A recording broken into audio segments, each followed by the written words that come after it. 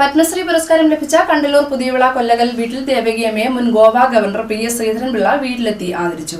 മുൻകാലങ്ങളിൽ പ്രമുഖരായ വ്യക്തികൾക്ക് മാത്രം ലഭിച്ചിരുന്ന ദേശീയ പുരസ്കാരങ്ങൾ ഇപ്പോൾ സാധാരണക്കാരിലേക്കും എത്തുകയാണെന്ന് PS ശ്രീധരൻപിള്ള പറഞ്ഞു.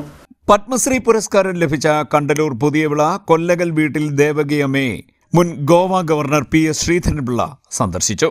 ദേശീയ പുരസ്കാരങ്ങൾ ഇപ്പോൾ സാധാരണക്കാരിലേക്കും എത്തുന്നുണ്ടെന്നും മുൻകാലങ്ങളിൽ പ്രമുഖരായ വ്യക്തികളെ മാത്രം ആശ്രയിച്ചിരുന്ന പുരസ്കാരങ്ങൾ മോദി സർക്കാർ വന്നതിന് ശേഷം താഴെത്തട്ടിലേക്കും അർഹതപ്പെട്ടവർക്കും ഗ്രാമങ്ങളിലേക്കും എത്താൻ തുടങ്ങിയിരിക്കുന്നത് സന്തോഷകരമായ കാര്യമാണെന്നും PS ശ്രീധരൻപിള്ള പറഞ്ഞു. ഇന്ത്യയുടേതാണ്.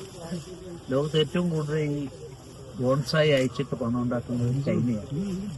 പേര് ബോൺസായി ജപ്പാന്റേതാണ്. അപ്പൊ ജപ്പാൻ പറഞ്ഞ അവരുടെയാണെന്ന് പറയും. അങ്ങനെയല്ല, നമ്മുടെ രാജ്യത്തു നിന്നാണ്.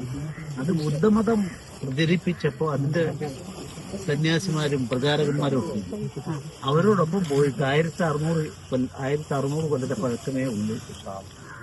അത് ഞാൻ കണ്ടുപിടിച്ചതിന്റെ പുസ്തകമാണ് ഈ പറഞ്ഞ. 4 പതിറ്റാണ്ടോളമായി പരിസ്ഥിതി സംരക്ഷണത്തിലും സാമൂഹിക വനവൽക്കരണത്തിലും നടത്തുന്ന ശ്രദ്ധേയമായ പ്രവർത്തനമാണ് ദേവകിയമ്മയെ പ്രശസ്തയാക്കിയത്. 4.5 ഏക്കറോളം വരുന്ന പറമ്പിൽ എല്ലാ തരത്തിലുമുള്ള വൃക്ഷങ്ങൾ നട്ടുവളർത്തി വനമായി സംരക്ഷിച്ചു വരുന്നു. ഏറെ മാതൃകാപരമായ പ്രവർത്തനമാണ് ദേവകിയമ്മ നടത്തുന്നതെന്നും PS ശ്രീധരൻപിള്ള പറഞ്ഞു.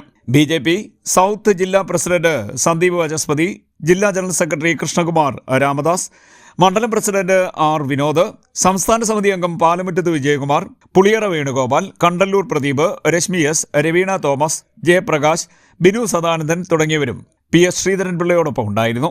CDNet news, Kayamkulam.